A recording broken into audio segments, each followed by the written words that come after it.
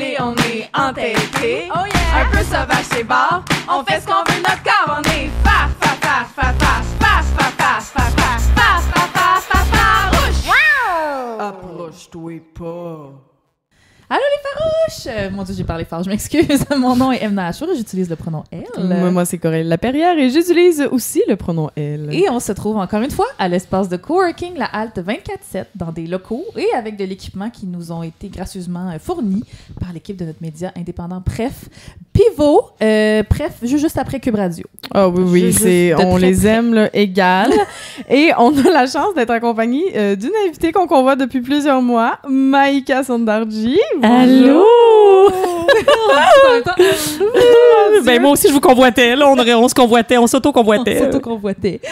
Maïka, on est vraiment contente de t'avoir. Je vais laisser Coralie te faire ta petite bio. C'était moi qui faisais ça? OK, oui, tu es professeur agréé. Non, mais on je peux la faire moi, là. Non, c'est ça. Ah, mais vas-y! Je suis pas certaine, c'était une offre en l'air.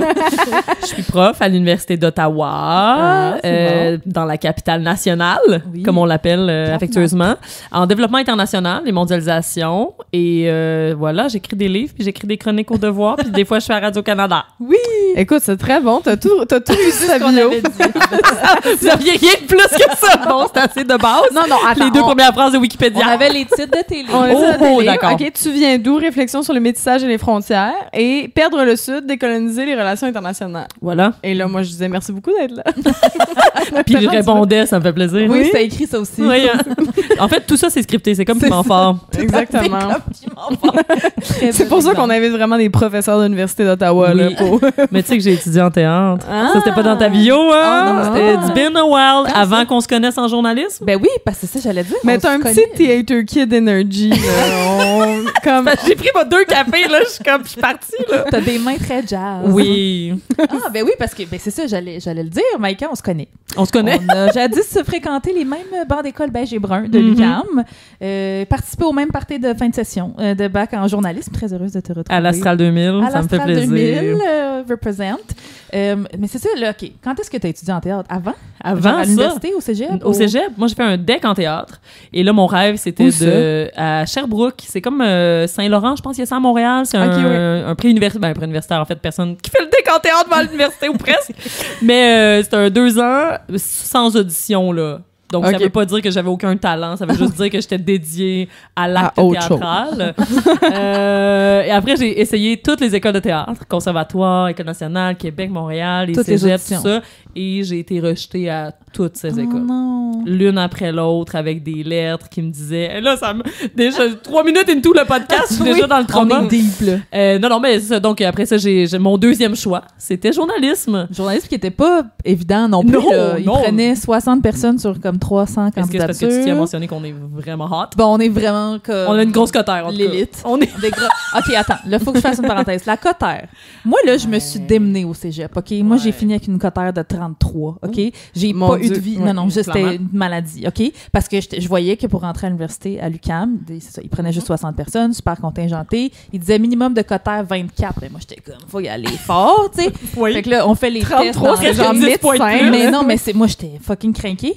J'arrive à l'université, je parle à toutes mes camarades, les 59 autres, ils sont toutes comme « Ouais, moi j'ai eu 24, moi j'ai eu 25 de cotère. » J'étais comme « Mais... » Mais ils disent que journaliste, c'est contingenté comme à 31, ce que je trouvais étrange, effectivement, parce que 33, c'est comme médecin. Mais oui, exact, ouais. Fait que pour travailler à Cube Radio, il te faut comme 31 de cotère. Non, moi, mes collègues, je les salue. 2009, la cohorte 2009 à 2012 de l'UQAM. Oui. Tout le monde fumait du pot et avait du plaisir au cégep pendant que moi, je faisais des nuits blanches pour étudier la littérature québécoise. Voilà. Sur ce gros tour d'horizon. Mais je me demandais, est-ce que... Parce que toi, t'as pas arrêté. Parce que là, c'est ça. Le rejet du théâtre a fait que t'as fait, je pense, je fais mon bac en journalisme, puis après ça, 14 moi, je années. change de carrière sans regarder derrière. Là. Moi, journalisme, j'étais all-in journalisme. Mais t'as-tu travaillé comme journaliste ou t'as continué tout de suite tes études? J'ai travaillé quelques mois comme journaliste. À la fin de mon bac, j'ai eu ce qu'on appelle le prix Lisette Gervais, qui donnait comme un... Ça donnait un stage à Radio-Canada, à la recherche, à la radio. Pas payé ou... Oui. payé à Montréal, ce qui était incroyable. Ouais, pas genre à Sudbury. Non, c'est ça, parce que dans mon temps, effectivement, tout le monde partait à l'étranger, dans le Canada anglais ou dans la région québécoise. Fait que j'étais vraiment chanceuse, mais comme j'assumais que j'allais pas avoir de job parce que 100% de nos professeurs nous disaient qu'on n'allait pas avoir d'emploi à la sortie. Dès le premier cours, c'était super motivant comme bac. Super. Fait que moi, je m'étais inscrite à la maîtrise en sciences politiques parce que j'avais aucun espoir. Et mon expérience de recherchiste n'a pas été si extraordinaire parce que j'étais pas si bonne, en fait. Ben, pour de vrai, là, alors que maintenant, tu fais de la recherche.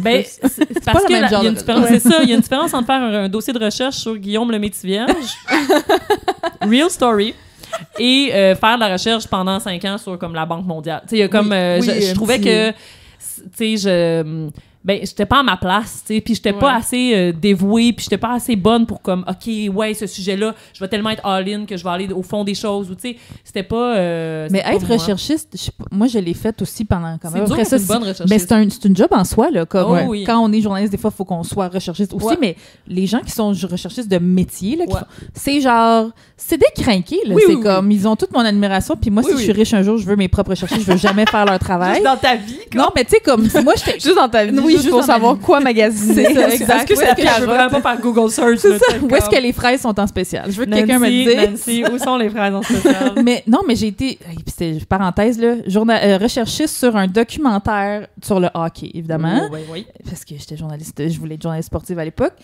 Puis c'était comme, fallait que je retrouve les joueurs de hockey du Canadien de la décennie des années 70 qui ont gagné genre 9 Coupes Stanley sur 10 ans, genre, on a fait la même. Que tu les track down. Fallait que je les track, mais je les track down agressivement, là. Comme il y en a qui habitaient genre en Floride, puis là j'appelais genre tous les gens qui avaient le même nom sur la même rue en Floride. C'était comme un peu coucou là.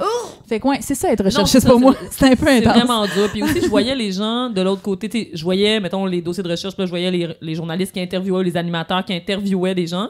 Puis je mais moi en fait je veux être ça. Je veux être la personne qui a un sujet. Juste un, mais qui est bonne là-dedans. Fait que j'ai fait ma maîtrise et mon doctorat, puis j'ai jamais arrêté. Puis je suis allée jusqu'au bout de toutes les études qu'on peut faire. Puis on pose cette question-là à tous aussi les invités qui viennent à Farouche. Est-ce que tu te sens farouche aujourd'hui? Écoute, j'ai une enfant de 2 ans qui se lève à 6 h du matin. Moi, je suis farouche depuis 5h45 le matin. Tu peux pas être autrement. Non, le niveau de caféine qu'il y a dans mon corps, il n'y a aucune autre manière. D'ailleurs, aussi, c'est une fille, fait que ça me rend encore plus farouche. Ouais, parce que je suis convaincue que depuis qu'on se connaît, même avant, t'es une féministe qui milite et tout. Non, qui milite pas. On a dit qui milite pas. Non, tu n'es pas une militante. On n'est pas féministe assumée. Oui, mais bon, féministe assumée. On peut le dire quand même. Le mot militant a une mauvaise presse, mais on doit s'avouer que si on se bat pour la justice sociale...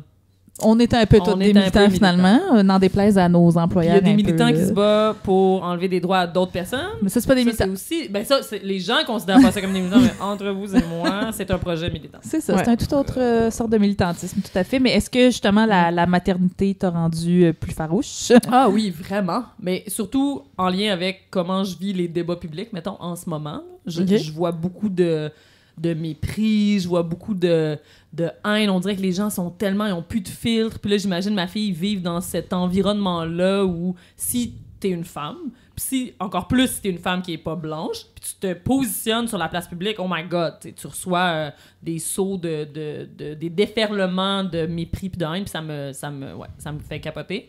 Puis donc, j'espère...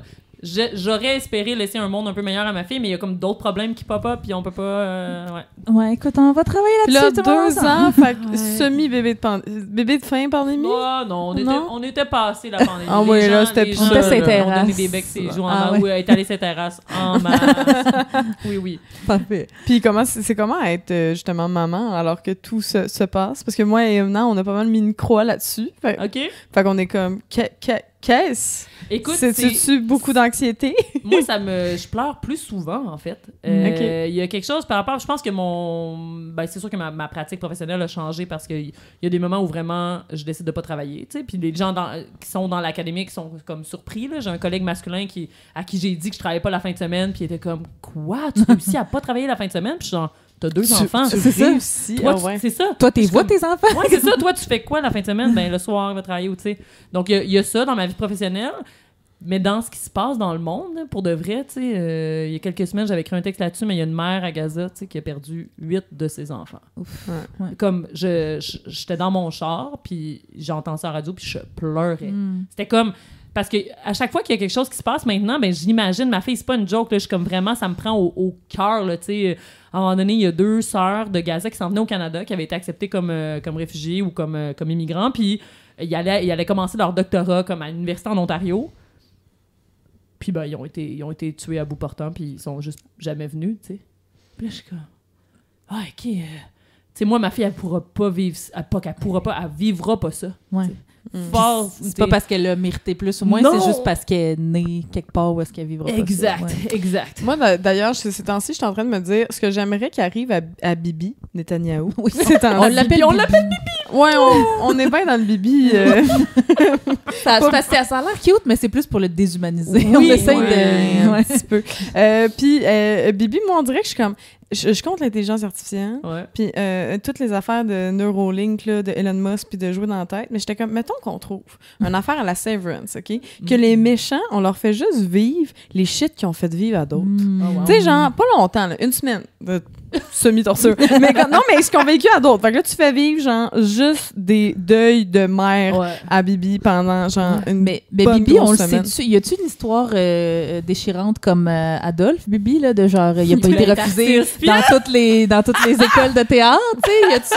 Y a-tu déjà vécu il est juste foncièrement d'aussi loin que je peux me rappeler de son histoire, c'est que la lignée pour devenir un dictateur malveillant. Là. Il a été dans le parti vraiment longtemps. He was born this way. Mais en Israël, aussi, t'es vraiment brainwashé quand tu vas dans l'armée, souvent. C'est ça. Comme ça commence jeune, là, à 18 ans, quand tu rentres dans l'armée. La propagande est bonne. Oui, on devrait apprendre d'eux. Oui, c'est ça. C'est pour le projet féministe, là. Oui, c'est ça. La révolution par la propagande. On en voit des fois, là, il y a un gars sur Twitch, là, il fait des petits chat roulettes des fois, puis là, il tombe sur des Israéliens, puis à toutes les fois qu'ils le voient, ils sont comme « Fuck you! Fuck la Palestine! Fuck le bébé! » Puis t'es comme... Le gars, il a pas ouvert la bouche, puis c'est comme directement ça, avec des jeunes de genre 14 ans dans les écoles. C'est un petit peu effrayant. Je me demande vraiment. Mais c'est aussi, ils ont tous le même discours, fait que t'es comme ça leur a été enseigné, c'est imprégné ici. Il y a de la place pour rien d'autre. Mais c'est fascinant. Mais t'en parlais un peu, justement, tu disais dans mes chroniques, ça, parce que t'as pas été journaliste longtemps, t'as été plus recherchée. 3 mois! Tu écris des chroniques dans Devoir, fallait bien se servir de ces skills appris c'est ça, je fais plus de journalisme, mais j'ai jamais autant fait de journalisme dans ma vie. Même chose. Mais t'as écrit des chroniques dans le Devoir, donc t'es analyste, entre autres, à Zone Info, sur les ondes de ici RDI. On peut t'entendre sur les ondes d'ici Première de temps en temps aussi. Est-ce qu'il y a si t'es capable d'en nommer une nouvelle dans l'actualité récente qui t'a particulièrement marqué ou que tu casses les oreilles de ton entourage avec? Oui, cette semaine. Je sais pas si vous avez entendu parler de Alligator Alcatraz. Mon Dieu, oui. On est comme dans le Moyen-Âge. C'est rendu où on construit des camps où on enferme les gens sans mandat d'arrêt. Parce que tu sais, dans le Moyen-Âge, il y avait le terme hors la loi, là. Puis ça, c'était quand quelqu'un faisait un crime, ben t'étais hors la loi maintenant, fait qu'à la fois, on te protégeait plus, t'étais comme plus considéré comme faisant partie du contrat social. Puis là, Alligator Alcatraz, c'est un peu ça, parce qu'il y a des gens qui se font arrêter par ICE, là, la police de l'immigration, qui se font kidnapper. Moi, je le dis comme ça maintenant dans les médias. Oui, vraiment. Ces gens-là se font kidnapper. Tu le dis dans les médias, tu l'assumes, ça? Ah oui. Okay, parce parfait. que les gens de ICE, ils sont masqués. Ouais. Ils sont dans des voitures banalisées, souvent. Fait qu'ils te montrent pas leur carte comme une police devrait le faire, là. Ils te prennent dans la rue parce que t'as l'air d'un immigrant. Ils vont chercher du monde qui sont là depuis des années parce que, tu sais, il y a une différence entre être criminalisé ou illégal puis être sans papier ou être non régularisé. Ça peut faire 20 ans que tu habites dans le pays puis tu as des enfants puis tu habites dans des villes refuges comme Los Angeles puis tu travailles puis tu payes tes impôts puis tes enfants vont à l'école. Tu fais partie de la communauté.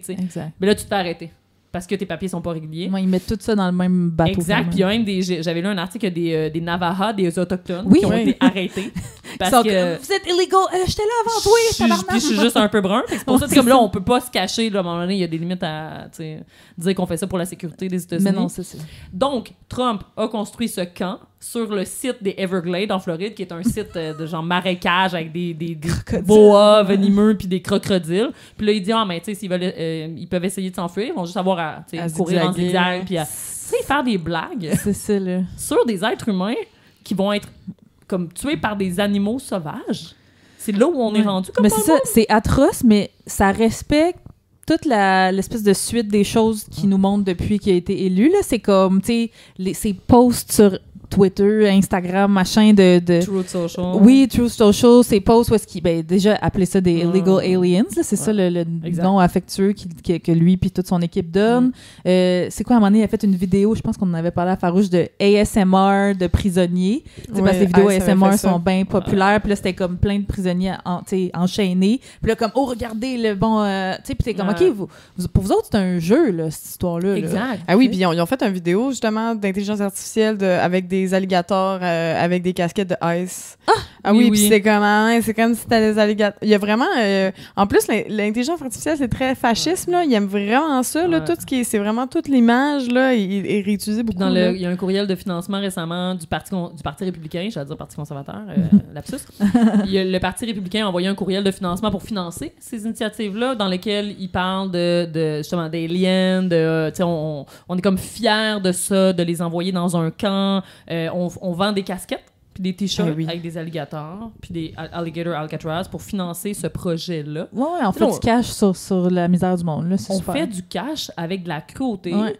On se vêtit de la cruauté. On se vante de la cruauté. C'est rendu à un niveau où c'est passé le stade ça, par contre, il va falloir les acheter parce que là, les trucs nazis, là, ça vaut cher sur Internet. Là, fait que achetons une casquette. Non, mais c'est comme ça. C'est un autre niveau de cruauté, de déshumanisation. Parce qu'en fait, pour faire atteinte aux droits et libertés des gens, il faut que tu les déshumanises. Ouais. Parce que si tu les considères comme des humains... Ça passera pas... Ben non, évidemment. Mais là, de rire, comme tu disais, de rire, de faire des blagues sur ces gens-là... Tu peux penser que des gens n'ont pas le droit d'être ici. Tu peux penser que des gens sont illégaux. Mais là, il y a des limites à la déshumanisation. Ouais. Oui, puis en plus, quand ils arrêtent, là, moi, ce qui est fou dans ces images-là, c'est qu'on les voit souvent arrêter, puis là, tu vois, c'est comme, hey, c'est du linge de travail, ça. C'est une chaîne de travail pour faire de la construction. C'est comme, c'est pas, tu sais, un t-shirt, tu sais, comme il disait qu'il était dans les gangs. Ben non, c'est ça, là, ça paraît qu'ils travaillent. Ça a toujours été un prétexte, là. Puis aussi, il y a de plus en plus aussi, on fait, hey, sont où les femmes? Parce que souvent, on voit beaucoup des vidéos d'hommes. Tu sais, ils essaient de prendre des vidéos d'hommes, beaucoup de dos, là, pour pas qu'on voit leur visage souvent dans ces vidéos-là. On met pas les femmes et les enfants. Les femmes et les enfants sont arrêtés quand même.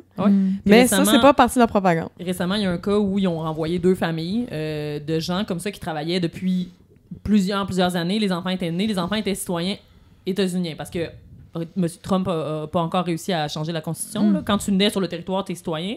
Puis là, ils ont renvoyé les familles. Puis il y en a une qui était enceinte. Puis un petit gars qui avait le cancer stade 4. Fait que là, ils ont renvoyé 2 familles dont les enfants sont citoyens, dont un enfant a le cancer, dont une femme enceinte. Ils les ont renvoyés au Nicaragua alors que ça faisait des années qu'ils habitaient aux États-Unis. Puis ça, c'est parce que dans le premier mandat, il s'était fait beaucoup critiquer parce que il avait séparé des enfants de leur famille. C'est vrai. Donc là, il a demandé au maire, il a dit, ben voulez-vous les laisser ici? Ben oui, tu vas-tu laisser un enfant de 4 ans qui a le cancer derrière, tu sais? Fait que les partis sans sa médication. Donc, c'est ça. Donc, effectivement, on va pas montrer ces cas-là. On va montrer les cas d'hommes qu'on peut associer. Je sais pas si vous vous souvenez, là, celui qui avait des tatous sur les mains. Puis il avait comme photoshopé un tatou qui voulait représenter des lettres qui représentaient un gang de rue alors que c'était clairement photoshopé. Ben, ils ont fait... c'était genre... c'était carrément... c'était du Times New Roman collé.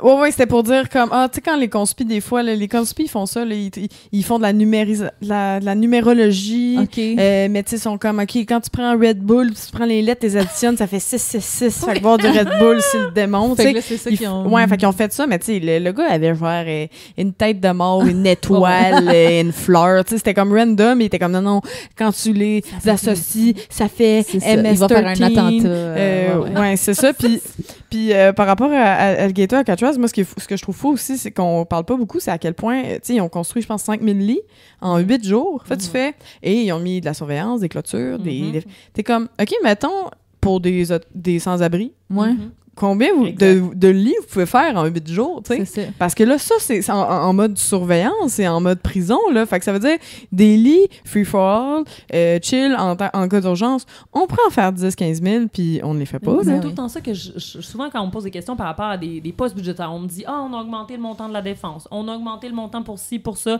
Là, on répond à M. Trump « Ah oui, on va accepter tel truc. » Il y a plein d'argent qui, soudainement, apparaît. Mais pour d'autres choses, l'argent est jamais là. Pour augmenter le salaire des infirmières, l'argent est pas là. Pour augmenter le salaire des professeurs, l'argent est pas des professeurs de primaire, l'argent est pas là. Pour avoir des services fiables, stables pour les personnes en situation d'itinérance, l'argent est pas là. L'argent est là. Ouais. C'est juste des choix politiques qu'on fait. Ben vraiment. Oui, puis de la façon qu'on en parle, moi, je serais curieuse de voir ton avis là-dessus, là, quand toi qui des fois commente l'actualité. Parce que moi, l'autre jour, c'est mon petit plaisir ces temps-ci j'ai 2 plaisirs. Ces temps-ci, je regarde les articles qui parlent de réchauffement climatique qui ne disent pas réchauffement climatique. En ce moment, grosse sécheresse dans les prairies. J'ai vu 4 articles là-dessus. Aucun parle du mot réchauffement climatique. Vraiment. Ils disent quoi? Rien. Ils disent fait chaud. Il fait chaud. Il y a une sécheresse. Hein? Il a jamais fait aussi chaud. Il a jamais fait aussi chaud. Ça arrête là. Fait que ça, c'est mon premier plaisir. Mon deuxième plaisir, c'est de voir à quel point Radio-Canada et les grands médias n'osent pas coller des mots à certaines affaires qui se passent dans l'administration Trump, genre Alligator Across. J'ai vu un beau petit reportage là-dessus. Et là, ils sont là. Ils veulent pas dire camp de concentration. Parce que, c'est pas officiellement un camp de concentration. Trump a pas dit que c'est un camp de concentration. Fait que là, ils disent, certains organismes humanitaires n'apprécient pas les infrastructures. C'est comme ça, camp de concentration. C'est un camp de concentration. Fait que, moi, je suis curieuse. Toi, justement, tu dis kidnapping. Ouais. Est-ce qu'on te le reproche? Est-ce que, tu sais, c'est comment dire des mots? Employée. Non. T'es une pigiste, je sais pas c'est quoi ma terminologie, mais oui, ils ont je suis quand payée, même... mais faut quand même que tu respectes les lignes du truc, non? Moi, c'est ça que je tiens à dire, par exemple, parce que oui, on a cette impression-là, mais il y a vraiment une différence entre les commentateurs, les chroniqueurs... Fait que c'est de leur faute. Ça, puis... Non, mais il y a peut-être des guidelines pour les journalistes. Ouais, j'imagine que oui. Puis moi, je suis vraiment, par exemple, extrêmement à cheval sur la mesure puis l'exactitude. Je suis prof d'université. Ouais. Fait que je peux pas dire n'importe quoi. C'est ça. Puis je pense pas que les commentateurs devraient dire n'importe quoi non plus. T'sais. Fait que, mettons, traiter, je sais pas moi, Trump de Hitler, non. Dire que, je sais pas moi, Trump c'est un sadique, non. Il y a des termes que je suis vraiment à cheval sur le fait de le terme génocide, le terme guerre, le terme envahir. Il y a, tu sais, bon. Puis Trump, moi, pendant longtemps, depuis au moins 1 an ou 2, on a des débats là-dessus dans l'espace public, avec mon chum, sur est-ce que c'est un gouvernement fasciste. Puis moi, je disais tout le temps, il répond aux critères d'une idéologie fasciste parce qu'il a dit énormément de choses qui sont extrêmement problématiques. Il y a, même dans ses campagnes, tu sais, il dit des choses, il déshumanise, il fait beaucoup l'appel à la tradition, il dévalorise des femmes. Bon, il y a plein d'aspects, là.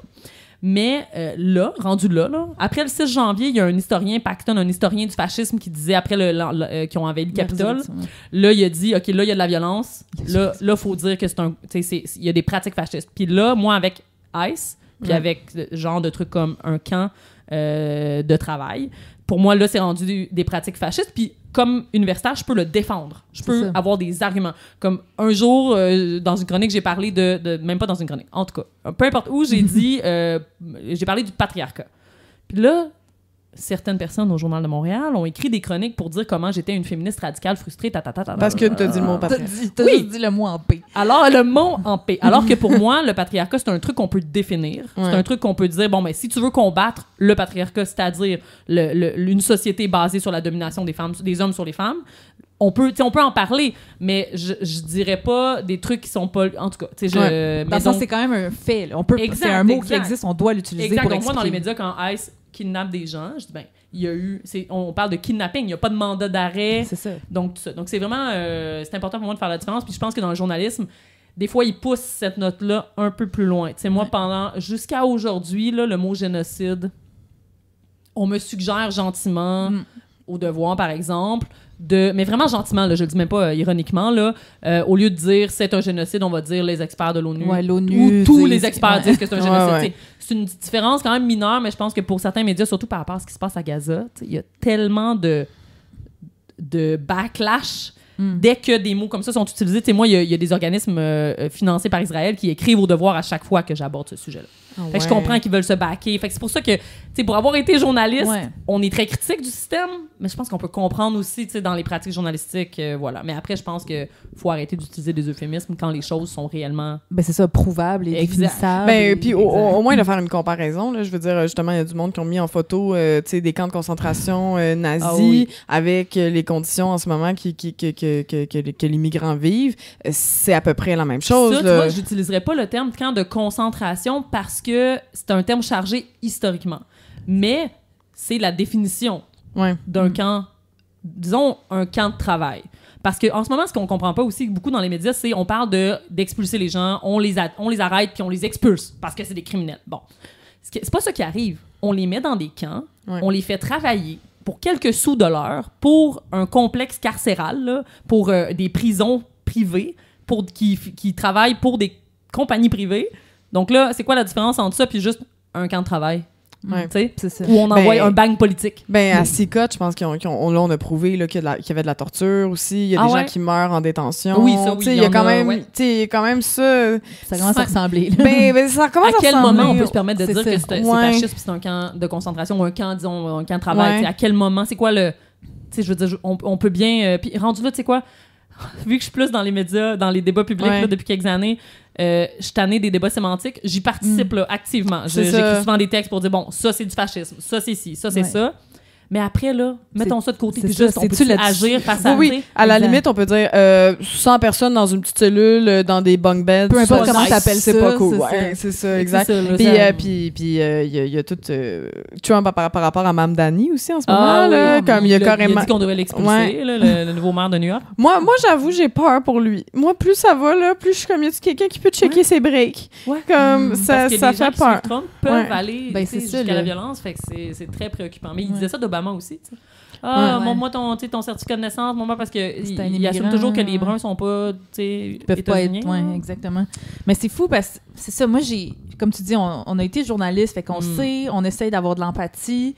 Moi, je t'avoue, mettons, depuis le 7 octobre au soir, j'écoute plus Ici Première. Je suis plus capable. Puis je le sais qu'il y a des journalistes encore que je respecte qui sont là, des chroniqueuses que je pourrais écouter, mais je trouve ça trop violent. Moi, que tu me donnes autant de temps d'antenne à des pauvres Israéliens qui peuvent plus aller à leur maison de vacances avec ce qui se passe, puis aux familles décimées à Gaza, pour moi, ça se peut pas. C'est pas égal. Ça me rend malade, genre. Mais... Puis là, c'est drôle, j'ai fait une story récemment où est-ce que j'étais comme... Parce qu'il s'est passé beaucoup de choses là, dans les derniers temps. Il y a eu des invités très problématiques à Ici Première, mais comme partout, qu'on laisse parler justement d'Israël. Tu sais, l'espèce de deux côtés de la médaille. Là.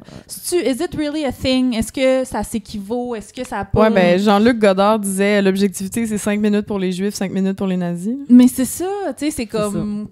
Où est-ce qu'on trace la ligne? T'sais, comme je veux dire, Pivot, c'est un média indépendant, par exemple. On les salue. On est bien content de parler dans leur micro en ce moment. Mais on les aime pour vrai là, parce qu'on on a l'impression qu'ils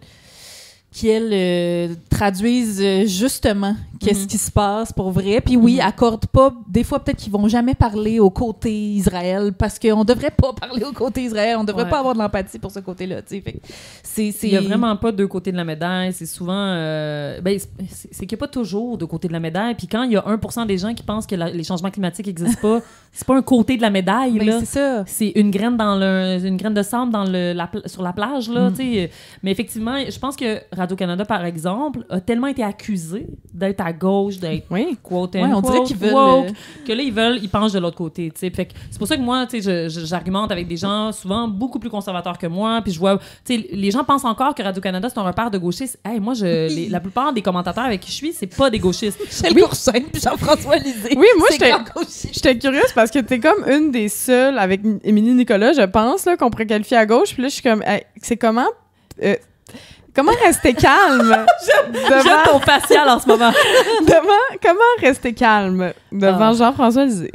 Moi, j'ai jamais argumenté contre Jean-François Lisée. OK, c'est ça. Non, moi, j'ai argumenté avec des gens qui sont effectivement très conservateurs. Il y a plein de types de conservateurs. Okay? Moi, là, discuter avec quelqu'un qui a un projet politique vraiment différent du mien, j'adore ça. Comme il y a je peux la nommer, Natacha Kérédine, qui est une commentatrice très conservatrice, qui était longtemps associée au Parti conservateur, mais qui est extrêmement intelligente. Puis qui souvent va aborder les sujets de son point de vue, comme on le fait tous, par ailleurs. Là. On a tous une positionnalité, des opinions politiques, là, qu'on dise que oui ou non. Là. Mais donc, elle est très intelligente, puis on discute, puis elle m'accorde des points quand elle voit que que j'ai un argument qui fait du sens, puis je lui accorde des points quand... Tu sais, on discute. Il y a une bonne foi, là. Ah, tout à fait. C'est une commentatrice qui a des choses à dire.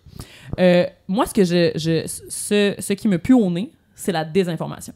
Ouais. C'est des gens qui vont dire des choses qui soit ne sont pas vraies ou qui sont pas basées sur des données, mais qui sont basées sur des ressentis. Ça, c'est différent. Tu sais, par exemple, il y a une fois, avec une commentatrice à l'émission de Gérald Filion, qui disait « Ah, le Québec, de toute façon, pour le transport en commun, c'est beaucoup trop grand et beaucoup trop d'espace. » Ça, c'est une ligne politique. C'est pas vrai. Ouais. Regarde Montréal, regarde Québec, regarde Sherbrooke.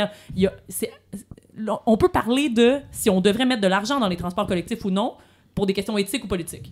Mais là, ça, c'est pas ça. C'est de dire le Québec est trop grand, c'est une fausse donnée. C'est ça. Donc, moi, c'est ça qui m'énerve. Puis la désinformation, c'est extrêmement dur de désamorcer ça. Puis la haine, tous les débats sur l'immigration, ça, c'est rendu... C'est plus de la désinformation. Là. Il y a beaucoup de haine liée à ça. T'sais, on parlait de certaines lignes politiques tantôt, dire les immigrants volent nos logements. Newsflash, là. C'est pas vrai. Non, c'est Puis ça. on parlait des immigrants qui construisent nos logements, on parlait des gens dans le milieu de la construction qui sont peut-être des immigrants ou des nouveaux arrivants ou non. Ben, ces gens-là construisent nos logements. Il y a comme quelque chose dans l'espace public qui est tellement pernicieuse que des politiciens vont dire des choses, puis là, le titre de l'article, c'est « Les immigrants volent nos logements ». OK, recadrons le débat, là. Mais c'est ça. Mais c'est tellement deep, ça a tellement réussi qu'il y a des gouvernements qui sont élus avec ça, là, tu sais. Fait qu'imagine essayer de debunker Comment ça tu fais en 5 pour minutes. pas être... Moi, mettons, j'ai pas beaucoup de patience, oui. Fait que, est-ce que une petite méditation avant? Qu'est-ce que tu fais? Ah, c'est dur. Ben, c'est dur parce que, comme je vous dis, il y a les débats, puis moi, c'est la désinformation, j'ai de la misère, ou des débats qui vont tomber dans des affaires qui, pour moi, sont émotives. Tu sais, moi, je suis fille d'immigrante, là. Moi, mon père, il est immigré de Madagascar à 17 ans, immigrant africain, d'origine indienne, tu sais, qui ne connaissait pas du tout ce qui se passait, qui n'avait jamais vu l'hiver, qui arrivait dans un nouveau milieu, mais que, tu sais, qu'aujourd'hui... Qui n'a pas volé la place à personne, là. Il a certainement pas volé la place à personne, mais ma famille, mes oncles, mon grand-père ont engagé du monde, ils ont bâti des business, ils ont participé à l'économie du Québec, ils ont payé des impôts, leurs enfants aujourd'hui, les enfants de ma grand-mère là, qui parlent à peine français, là, qui parlent Gujarati là, 100% du temps, là, elle, là, ses enfants sont profs d'université, sont techniciens en informatique, sont psychologues, sont ingénieurs, tu sais. À un moment donné, il faut laisser un peu de lousse, là. Bref, fait que pour moi, il y a des débats comme ça, par exemple, qui m'ont vraiment heurté. Il y a un débat, entre autres, à Radcan, où, à la pause, c'était sur le débat Arun-Boisy. Je sais pas si vous vous oui. C'est un fameux débat. C'était, oui. Puis à la pause, j'ai pleuré. Puis là, T'étais chez vous ou t'étais j'étais en onde, en studio, mais pas devant les gens. Ouais. J'étais comme dans mon petit cubicule. Puis moi, dans la vie, si j'ai des émotions, comme parlez-moi pas. Fait que là, j'étais juste comme ça, la tête dans les mains, puis j'attendais que ça passe. Puis là, les gens de l'équipe, qui sont par ailleurs des gens avec une empathie là, dans le tapis, là, ont vu ça, puis ils étaient comme « Maïka, ça va-tu? » Puis moi, je me demandais « Maïka, ça va-tu? » Ça ouvre les... Fait que là, tout le monde essaie de me parler pour me... Tu sais, parce que les équipes sont extraordinaires. C'est pas eux qui ont ces idées-là. Tu sais, puis souvent, moi, les animateurs avec qui je travaille, ou cet été à Midi Info, tu sais, les animateurs essaient toujours de recadrer, puis essaient de, tu sais, ils essaient de shutter down, là, c'est de la désinformation, puis tout ça, mais le débat sur Arun-Boisy, c'est tellement rapidement devenu un débat sur les mots qu'il utilisait. Il a tellement été garoché en dessous de l'autobus, là. Par son propre parti, d'ailleurs. Par tout le monde. Puis des messages de haine, alors que personne parlait du fond du débat. Non, c'est ça. Qui est... Est-ce qu'on utilise les immigrants comme des boucs émissaires? Est-ce que le discours à l'Assemblée nationale, parfois, aujourd'hui, utilise les immigrants comme boucs émissaires? La réponse est oui. Puis tous les mots qu'il utilise, Arun, je le connais personnellement, puis il a donné une entrevue, entre autres, où là, tu sais, évidemment, t'es sur le show, puis là, tu parles de trucs, puis il y a peut-être des choses qui ont dépassé sa pensée, mais dans le discours original qu'il a fait, la quote, la citation que tout le monde sortait, tous ces mots-là, moi, là, je te les aurais défendus. Mais c'est ça. Ben oui. Puis dans le reste du discours, moi, j'étais allée l'écouter au complet, le discours. C'était très drôle parce qu'à la fin, il est comme... Tu sais, c'était comme un gala de reconnaissance de personnes immigrantes, là, justement. Puis il me parle à quel point on est content d'être Québécois, on est content de faire partie de la société québécoise. Puis il en parle, là, un bon 3 minutes, là. Puis ça me fait rire parce que j'étais comme, tiens, c'est pas ce bout-là que t'en as parlé. Que j'en parlais tout le temps avec mon père. Puis mon père était comme... Tu sais, il savait, mon père, il écoute des fois les nouvelles par l'entremise de ce que je lui filtre bien, là, tu sais. Fait que là, je parlais, puis ça n'a pas de bon sens à Arun-Boisy, puis nous, on en a parlé beaucoup au podcast. Puis là, à un moment donné, je sais pas, on en a reparlé, puis là, je ressortais c'est quoi la quote qui avait tant fait scandale, puis il était comme, ben non, c'est pas juste ça. J'étais comme, oui, papa, c'est ça. Il était comme, ben là, je pensais qu'il avait dit quelque chose de vraiment pire que ça. J'étais comme, non, il y a vraiment... Mais comme ça reste dans l'esprit, les gens vont pas aller écouter le discours, là, t'as vraiment eu... t'as pris le temps, là. Oui, d'aller le voir, là. Mais la plupart des gens vont pas faire ça, puis après, c'est ça que je trouve drôle parce que moi, j'ai été associée à certaines mouvances. Tu sais, effectivement, je suis antiraciste parce que j'aime pas le racisme. Cry me a river, là, excusez, là, tu sais, je pense que tout le monde devrait être pour l'égalité des genres, des gens, des individus, bon, tout ça. Puis il y a un chroniqueur du Journal de Montréal qui a lu mon dernier livre. Tu viens d'où? Réflexion sur le métissage. Mais écoute, la personne qui s'occupe de communication à Luxe Éditions avait pas vu passer. Fait que des mois plus tard, elle est comme « Ah, Maïka, je sais pas si t'as vu, mais t'as eu une chronique sur ton livre au Journal de Montréal. » Puis, ben soyons honnêtes, j'ai eu un peu peur. Ouais. Tu sais, j'étais comme... Parce que le Journal de Montréal, les chroniqueurs du Journal de Montréal ont historiquement pas été très doux à mon égard. Et, bon, tout ce qui est question d'identité, immigration, moi, je parle du métissage, de l'identité raciale, c'est beaucoup de mots qui les trigger d'habitude. Là. Oui, exactement, tu sais. Puis là, je lis, puis il avait tellement bien compris le projet. C'était tellement beau là, de voir ça, parce qu'il disait, il a été super honnête. Il disait, j'ai lu ça en me disant que ça allait être un autre truc de... Je pense pas qu'il utilise le mot woke, mais en disant, tu sais, bon, je m'attendais à quelque chose. Puis il dit, finalement, Maïka Sandarji, elle aime beaucoup le Québec. Mais là, puis elle aime... Non, mais fait que c'était beau ça, parce lui, que c'est le seul de tous ceux qui ont parlé de mon livre, c'était le seul qui parlait de tout ça parce qu'il l'avait lu comme ça, puis je trouvais ça beau parce que j'espère qu'il y a des gens qui vont le lire comme ça, comme « Ah, ben oui, Crème est issue de l'immigration, mais elle est Keb. » Elle est Keb, elle aime le Québec, elle aime la société dans laquelle elle évolue. T'sais, c'est pas parce que tu critiques les pendants négatifs ou les trucs que tu penses pas que le Québec, c'est un super bel... J'allais dire un mot... un de beau... de bel endroit où vivre, tu sais. Donc, c'est ça que je trouve ça plate quand tu ils ont cette appréhension-là, eux autres, où ils nous écoutent pas parce qu'ils sont comme, non, mais cette personne-là, elle haït le Québec. Puis vice-versa, je te dirais, tu sais, l'état des... Mettons, on se regarde, là. Tu sais, l'état des débats publics en ce moment, c'est de la faute de tout le monde. Tu sais, à droite et à gauche, on a très peu de... Je sais pas si c'est le genre de podcast où on peut sortir des gros mots, là, mais de générosité épistémique. Tu sais, on est très peu généreux envers la personne devant nous, tu sais, qu'on considère automatiquement comme nos ennemis. Puis on parlait de Jean-François Lisée tantôt. Moi, honnêtement, là, 50% de ses chroniques, je les aime.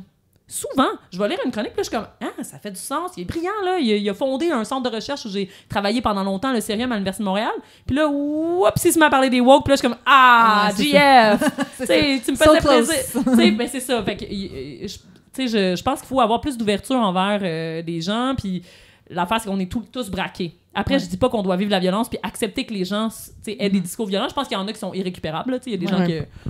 Quand tu utilises la haine activement puis la cruauté pour vendre des papiers puis avoir des likes puis des partages, c'est pas cool. Mais à gauche, on devrait aussi avoir plus d'humanité envers les gens qui pensent différemment de nous.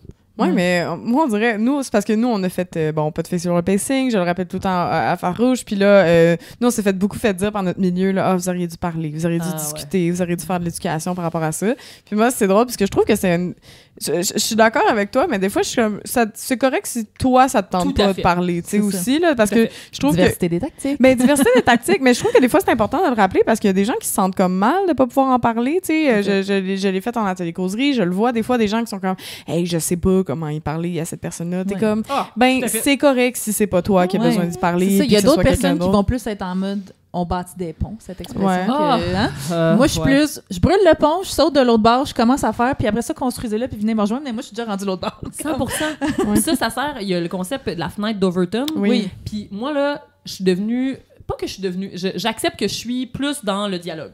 Puis dans le parler, j'appelle pas ça les ponts, moi j'aime pas trop l'image du pont, mais au seuil. T'sais. J'essaie de voir avec quel point commun on peut avoir, puis si on peut discuter. Si on peut pas discuter, je te laisse partir et je vais pas interagir avec toi. Je vais pas écrire une chronique pour essayer de rasséréner Mathieu Bock-Côté sur l'immigration. Je vais pas faire ça.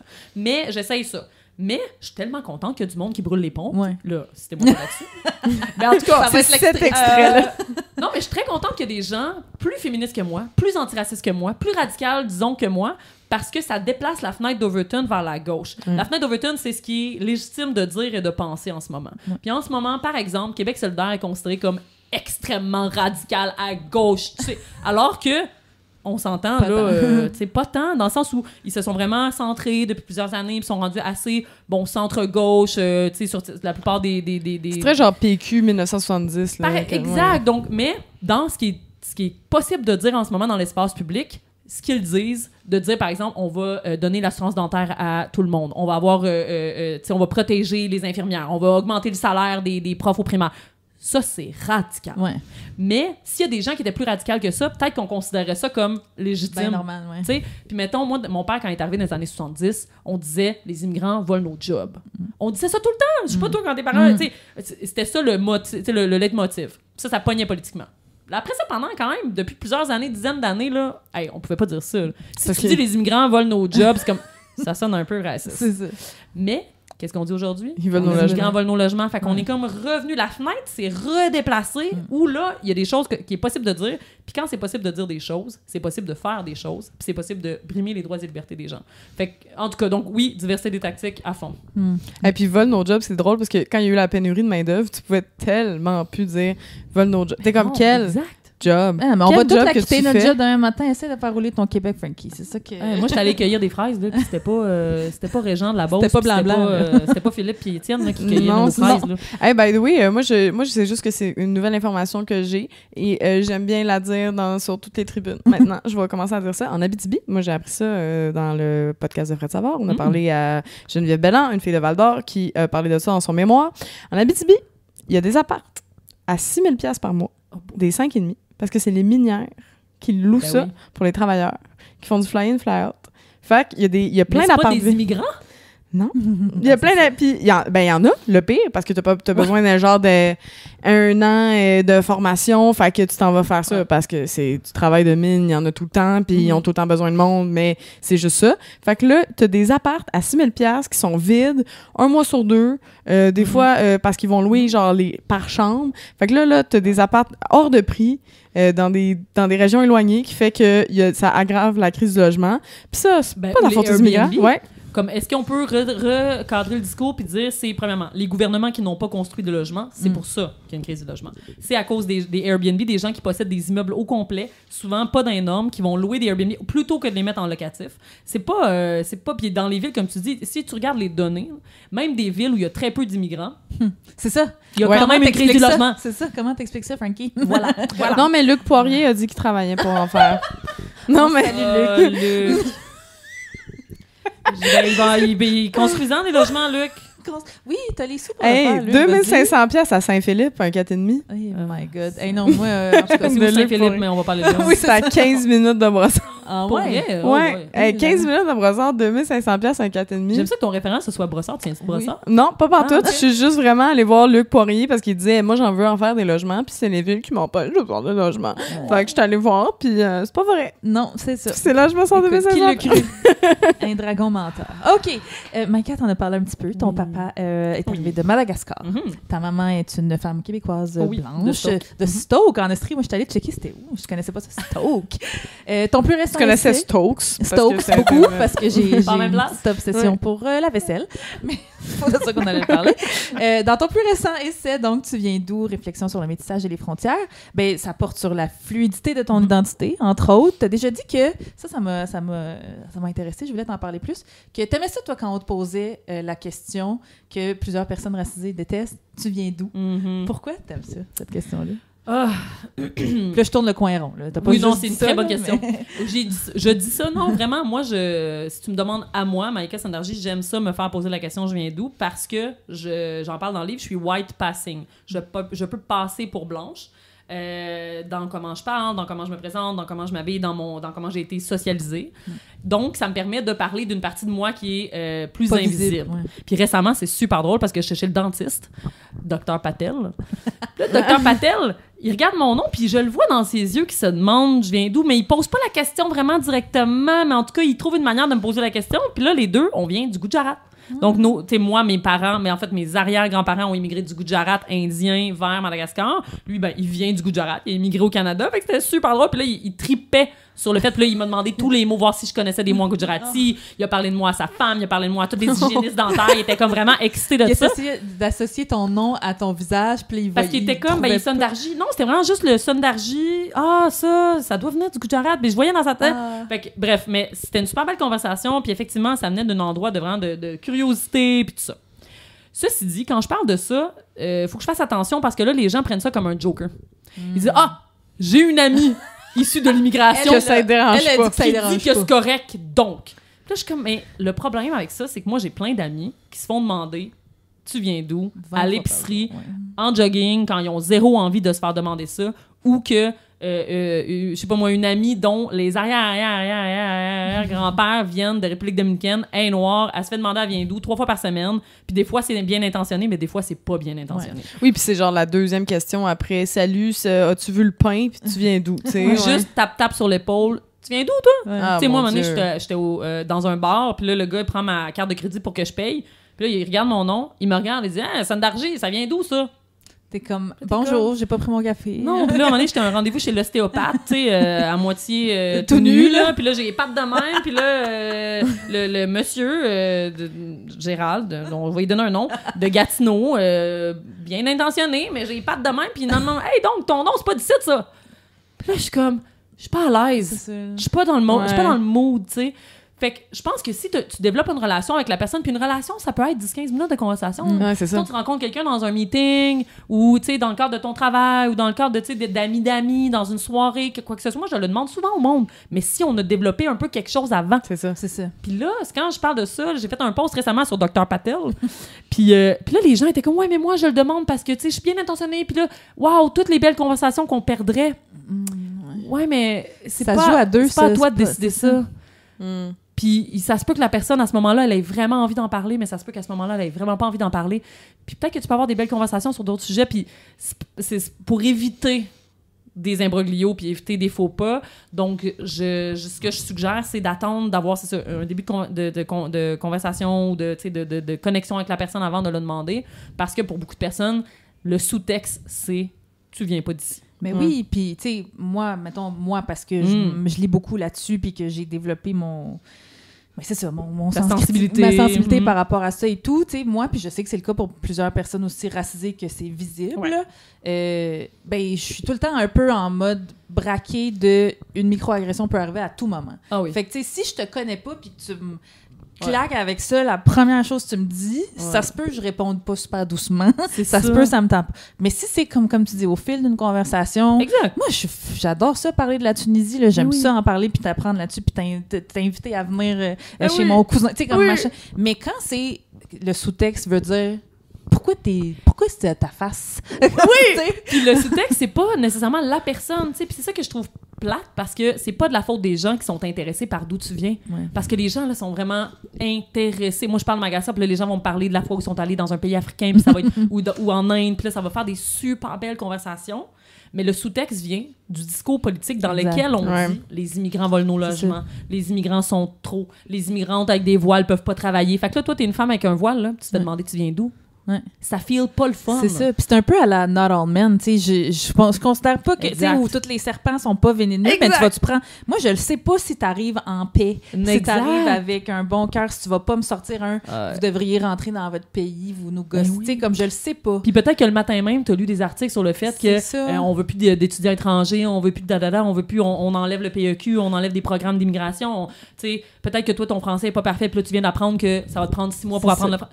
Il y a plein de raisons pour lesquelles tu n'as pas envie de te faire poser cette question-là. Fait que prenez pas, mon intérêt à me le faire poser comme un free pass. Ce qui est drôle.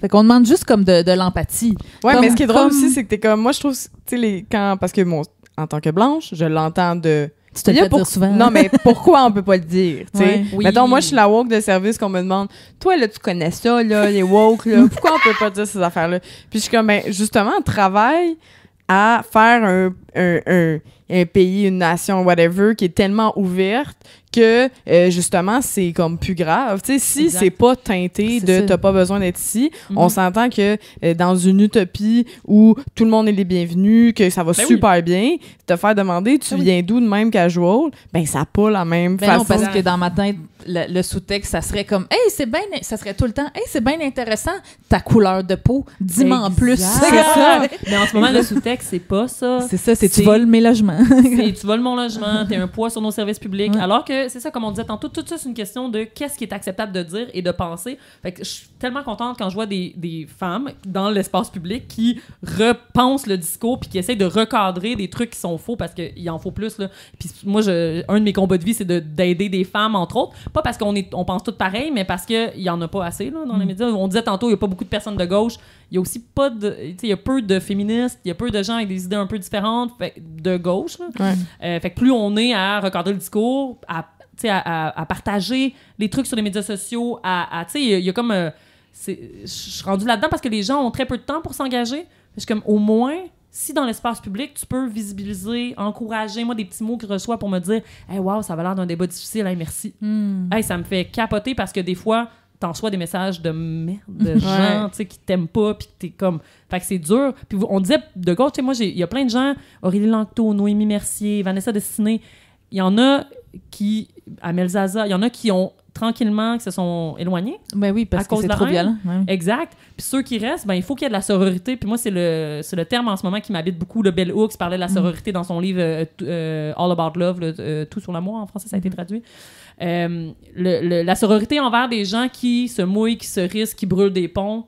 Si on s'appuyait un peu plus les uns les autres, ben peut-être qu'on serait plus à aller au bat. Ben, tu nous amènes à une belle question qu'on voulait te poser, justement. C'est notre question spéciale, Ben et Rebelle. Ça, c'est nos partenaires parce qu'on les aime beaucoup. C'est un commanditaire avec qui encourage les artisans locaux, qui valorise des produits durables fabriqués dans le souci de préserver la planète. D'ailleurs, code promo Farouche 15 pour votre magasinage en ligne et sur la place de Saint-Hubert.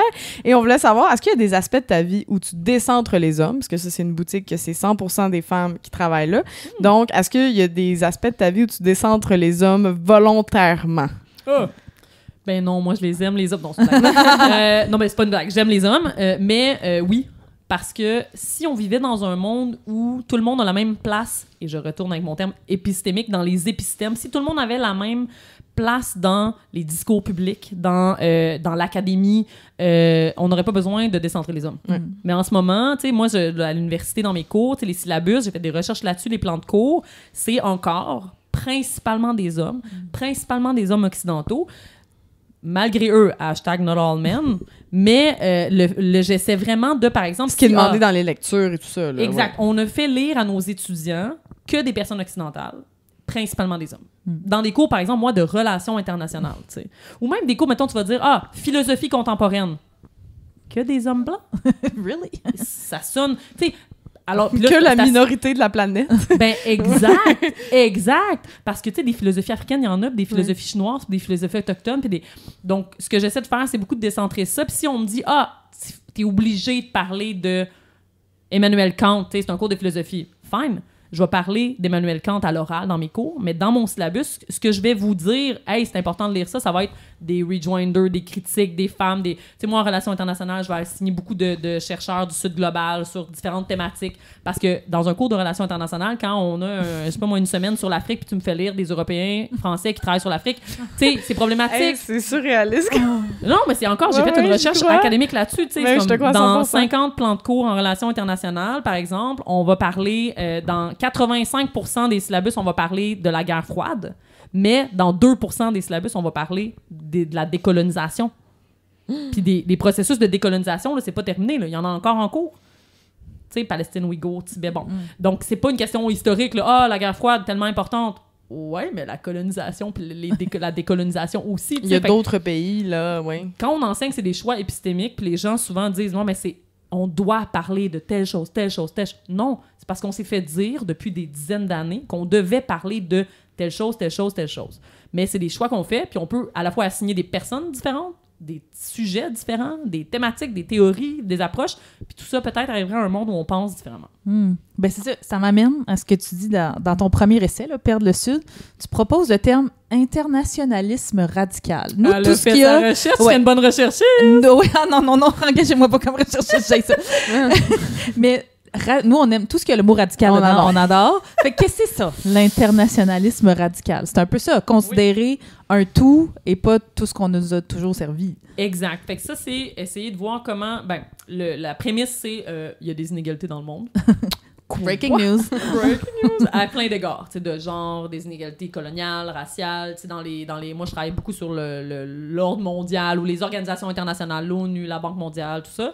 Puis quand je suis allée à Madagascar pour la première fois, puis après quand je suis allée au Burkina Faso pendant mon bac en journalisme pour travailler dans une radio communautaire, là je voyais, tu sais, que ça allait pas, là.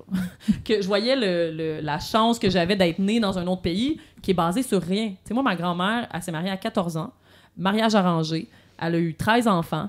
Elle a jamais quitté Madagascar. Elle a vécu sa vie, c'était difficile. Là, moi, j'arrive, j'ai 36 ans, j'ai un doctorat, j'ai une bonne job, j'ai une maison, je vis dans un monde où j'ai pas peur que ma fille soit kidnappée ou tuée.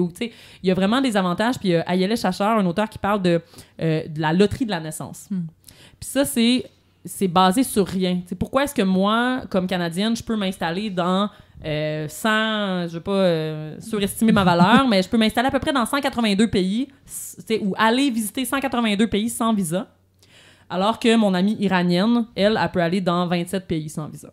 Pourquoi? C'est pas basé sur la rationalité, c'est juste la loterie. J'ai gagné à la loterie de la naissance. Puis là, je réalisais ça, puis tout ça, puis donc, j'essayais de me demander, bon, les inégalités qui sont créées, on parlait des compagnies tantôt, je n'irai pas dans le détail de mon premier livre, mais comment est-ce qu'on pourrait régler ça? Ben, peut-être en ayant des organisations qui parlent pour tout le monde. Peut-être en ayant... on parle par exemple de commerce équitable. C'est bien beau là, acheter son café équitable, mais pourquoi est-ce qu'on n'a pas des règles de commerce qui sont équitables? Qui exploitent pas des pays qui sont plus égalitaires? Pourquoi est-ce qu'on protège pas mieux les travailleurs et travailleuses dans des pays du sud global? Puis tout ça, on parlait de comment tantôt les discours influencent les pratiques. Si on avait plus de solidarité envers, par exemple, des femmes du Bangladesh, peut-être qu'on verrait différemment nos accords économiques, qu'on verrait différemment... Shein. C'est tout. Shein, effectivement, mais donc, je sais pas moi, il y a des différences dans notre solidarité et donc ça fait des différences dans comment est-ce qu'on accepte certaines choses dans le monde. Tu sais, justement, la production de fast fashion. Il y a un chandail, les Spice Girls avaient fait une campagne, on a né un chandail, c'était Girl Power. Puis c'était pour l'empowerment des femmes, ils vendaient ça, puis les profits allaient à une organisation de coopération internationale, l'empowerment des femmes, tout ça. Puis là, on est les travailleuses au Bangladesh sont sorties pour dire « Hey, nous, on les couvre vos chandails pour 35 sous de l'heure. » Fait que moi, c'est ça mon livre un peu, c'est de voir l'ironie entre on fait des beaux projets de coopération internationale, souvent un peu teintés du complexe du sauveur blanc, et d'un autre côté, on a des règles de commerce complètement débiles, puis on laisse des femmes, on engage des femmes pour 35 sous de l'heure, mais souvent, c'est pas par mauvaise intention. T'sais, on le sait pas, ça. Les gens à qui je parle, ils savent pas ça, que leur chandail... ils pensent pas. Ouais, c'est ça. C'est pas par mauvaise intention, mais le fait est qu'on vit quand même dans ce système-là, puis par notre inaction, on l'accepte. Fait que comment est-ce que l'internationalisme radical, ce serait comment est-ce qu'on changerait ça? Comment est-ce qu'on aurait des règles globales qui empêcheraient l'exploitation, l'oppression, la dépossession? Tu sais, une compagnie multinationale là, pharmaceutique qui peut aller voler les connaissances des femmes autochtones sur une certaine herbe, par exemple, traditionnelle, breveter ça, puis faire des milliards avec ça? Ça fait pas de sens. Pourquoi est-ce que pendant la pandémie, on permettait pas à des compagnies indiennes de produire le vaccin? C'est pas parce qu'il n'y avait pas les capacités. C'est parce que les vaccins qui avaient été développés par des compagnies américaines avec de l'argent public, avec les données qui venaient souvent d'épidémiologues en Afrique puis des données de l'Organisation mondiale de la santé, eux voulaient pas partager leurs recettes. Fait qu'on empêchait... Fait qu'on laissait des gens mourir. En tout cas, fait que c'est ça qui depuis longtemps m'anime et que j'ai fait une maîtrise puis un doctorat là-dessus, puis c'est ça. Ça a donné Perdre le Sud. Sûrement un petit résumé de toutes ces années d'études. Mais oui, allez lire ça, Perdre le Sud, tout à fait. On voulait, peut-être, là, le temps file, puis on veut s'en garder pour la prolongation Patreon, parce que tous ceux qui nous écoutent, sachez qu'on se garde Maïka pour un 5 minutes de plus qui sera juste accessible pour nos Patreons. Oui. Peut-être une dernière question, puis après ça, on fera la... Oui, mais une question qu'on pose souvent à nos invités. Est-ce que tu as une bonne anecdote de mansplaining pour nous? Mais ça arrive jamais, ça. C'est pas mansplaining. Laquelle choisir? Écoutez, ou de whitesplaining, peut-être. Oui, c'est ça, parce qu'on a la chance d'avoir les deux. Ah, mais là, tu trouves une autre boîte de Pandore, là. Mais je pense pas qu'il va écouter ce podcast, fait que je peux me permettre. Mais j'ai un collègue, à un moment donné, dans une réunion, on parlait du fameux terme « décoloniser ». Moi, je trouve que c'est devenu vraiment un buzzword, là. C'est devenu un mot valise qui veut dire tout et n'importe quoi. Là. Maintenant, on peut décoloniser les sofas, on peut décoloniser la couleur, décoloniser le yoga, décoloniser la nourriture. Tu peux décoloniser n'importe quoi. Là. Mais j'ai écrit un livre, j'ai fait des recherches, puis si tu parles de décoloniser, tu dois parler de hiérarchie raciale, de capitalisme, de modernité. Il y a comme, c'est lourd. Je pense qu'il y a plein de choses qu'on fait qui sont pas de la décolonisation, mais qui sont très bonnes pareil. On peut être antiraciste sans décoloniser. Parce qu'au Canada, tu sais, mettons, à un moment donné, Affaires mondiales Canada m'a invité pour parler de décolonisation de l'aide internationale, puis de décoloniser Affaires mondiales Canada, puis j'étais comme, OK. est-ce que vous êtes prêts à redonner les terres des Autochtones sur lesquelles les bureaux se trouvent? T'sais, mais après, tu peux mieux faire. Tu peux améliorer tes pratiques, tu peux localiser tes pratiques, tu peux être moins raciste. Il y a plein de choses que tu peux faire, mais bon, je connais quand même le dossier. Oui, c'est ça. Puis, d'ailleurs, j'ai écrit un article là-dessus en anglais, là, mais sur Decolonizing as a Buzzword avec un chercheur du Ghana, canado-ghanéen, sur lequel on parle de ça. C'est quoi décoloniser? Bref. Puis, dans une réunion, on parlait de décoloniser notre école de développement international. Puis là, il y a un de mes collègues blancs, homme, qui me dit « Ah ouais, mais là, si on décolonise, là, on va tous perdre nos jobs. » Puis je dis je pense qu'on comprend pas la même chose. Puis là, on m'a comme un peu, quelqu'un m'a dit « Ah ben Maïka, j'ai comme été intégrée à la conversation, puis là, j'ai été obligée d'expliquer c'était quoi. » Puis là, vraiment, il me définissait un truc qui était vraiment un truc très cliché de ce qu'on pense qu'est la décolonisation, c'est-à-dire les personnes blanches, comme on les envoie dans des camps de concentration puis on les voit plus jamais. Genre, c'est pas ça, là. Je pense qu'on peut réaliser qu'il y a des injustices passées liées à la colonisation, liées au capitalisme, sans dire les personnes blanches n'ont plus le droit d'exister, là, Mais ça, c'est assez fascinant. Ça veut vraiment dire que, comme pour ces personnes-là, c'est la seule façon de vivre avec l'autre un peu. Oui. Moi, je trouve que c'est ça que ça veut dire de quand un blanc dit ça, là, de genre, oh mon Dieu, si on redonne les terres aux Autochtones, ils vont venir dans notre cuisine. C'est parce qu'ils pensent qu'on va leur faire la même chose qu'ils nous ont fait. Exactement, Ils ont peur. C'est pas ça, le but, là. Mais c'est que aussi, tu sais, en développement international, c'est encore plus profond comme champ académique parce que, dans le fond, lui, sa thèse, c'est que, comme personne blanche, vous voulez pas qu'on parle, d'autres pays, qu'on peut pas être prof en développement international. Puis je suis comme, si, là, puis là, l'argument, c'est l'humain est un humain, tout le monde devrait pouvoir parler de toutes les communautés. Moi, là, a priori, je suis une universaliste. Frantz Fanon est un universaliste. Frantz Fanon disait, tu sais, si on pouvait parler, tout le monde pourrait parler de tout le monde, si c'était le cas aujourd'hui, tu sais, il parlait de comment est-ce que l'homme par excellence, là, le prima facie, la personne par excellence qui est étudiée en sciences sociales, c'est toujours un homme blanc. Fait qu'on vit pas dans un universalisme parce que pour vous, l'être humain qu'on peut étudier, que tout le monde peut étudier, c'est un homme blanc. Et donc, un vrai universalisme, ce serait d'accepter toutes les particularités. Et donc, bref, tout ça pour dire que je pense que oui, a priori, un Ghanéen pourrait être un spécialiste du Canada. Un Canadien pourrait être un spécialiste de la Chine. Mais en ce moment, c'est pas ça qu'on voit. En ce moment, on voit que les personnes blanches ont le droit d'être spécialistes de tout et n'importe quoi, et n'importe quel pays, n'importe quelle communauté, mais jamais on engagerait un Bolivien pour être spécialiste des communautés blanches à Toronto. Fait qu'il faut comprendre, là, en ce moment, les inégalités épistémiques. Qui a le droit de parler, qui est écouté, qui a une place là, à l'université, dans les médias, tout ça. Puis une fois qu'on va arriver à une égalité à ce niveau-là, après ça, on va, tu sais, super que des personnes puissent être spécialistes de quoi que ce soit, tu sais. Puis je trouve, dans mon champ, mais en général, dans l'académie, des gens vont aller en Haïti pendant 2 semaines écrire un article scientifique là-dessus, des gens, des Européens, mettons, ou des Canadiens, alors qu'un Haïtien n'a pas cette chance-là économique, de mobilité, tout ça. Fait il y a tellement d'inégalités à ce niveau-là que... C'est ça, on part pas égal à la base. Absolument faut arrêter de se mentir. Absolument pas. Fait, bref, il m'a écrit des courriels par la suite pour m'expliquer c'était quoi la décolonisation. Je savais pas quoi répondre. Qu'est-ce qu'il disait, mettons? Il était comme, mais tu sais, je voulais juste expliquer mon point plus tôt. Tu sais, je voulais dire que non, puis que... Mais en fait, c'est parce qu'il était influencé par les débats sur les ce qu'on appelle les social justice warriors. Oui. Puis ça, là, on fera un tout autre épisode là-dessus. Moi, je suis très critique des social... Je suis très critique de la cancellation publique parce qu'on souvent, on connaît pas les tenants et aboutissants des choses. Après, tu sais, Gilbert Rozon, on peut s'entendre. Cancel that shit. On peut s'entendre. Mais, tu sais, il y a plein de cas où c'est touché, ou, tu sais, même, on parlait de nos communautés tantôt. Moi, j'ai évolué beaucoup dans des communautés antiracistes, puis, tu sais, il y a parfois des gens qui n'étaient pas d'accord avec ce que je disais. Puis souvent, c'était les plus intransigeants. C'était souvent ceux de qui je recevais le plus de colère, de haine, puis je trouvais ça vraiment pas le fun. Alors que la colère des chroniqueurs du Journal de Montréal, je suis capable d'en prendre. Fait que je trouve qu'il faut... c'est ça. Fait que je comprends que lui était influencé par ça, ce type de pratique-là militante, mais la décolonisation, c'est pas ça. Non, mais c'est ça, là. C'est plus grand que toi, mon chum. C'est pas de la cancel culture. Écoute, Maïka, je le savais, moi, personnellement. Puis je pense qu'on était plusieurs à le savoir dans notre bac en journalisme, parce que malgré tes gains dans les concours de shooter, t'allais devenir une grande intellectuelle femme avec des réponses à absolument toutes nos questions. Merci tellement d'avoir été avec nous. Ça a passé tellement vite. On peut t'écouter à ton podcast On se livre, que tu co-animes avec Léa Clermont-Dion sur toutes les bonnes plateformes de balado. Et on peut se procurer tes essais dans toutes les bonnes librairies indépendantes, si vous pouvez, si vous êtes capable. Oui, et puis d'ailleurs, on voulait encore remercier Pivot pour le prêt des locaux et de l'équipement. Merci à la Halte 24/7 pour l'accueil. Merci à Belle et Rebelle pour leur soutien indéfectible. Code promo Farouche15 pour votre magasinage en ligne et en boutique. Puis si vous voulez nous encourager encore, Patreon, il y a une petite prolongation avec Mike Cassandarji qui s'en vient d'ailleurs. Vous pouvez choisir le palier qui vous convient le mieux. Patreon.com/farouche. Merci beaucoup, Coralie Laperrière. Merci, Emma Chou. Parlez de Farouche autour de vous. On a plein de beaux épisodes estivaux qui s'en viennent avec plein d'autres invités extraordinaires dans les prochains jours. Restez à l'affût. Puis c'est ça, partagez vos épisodes préférés avec vos féministes prêtes. Là, nous, pour la prochaine saison, on se souhaite d'élargir la communauté des farouches radicales.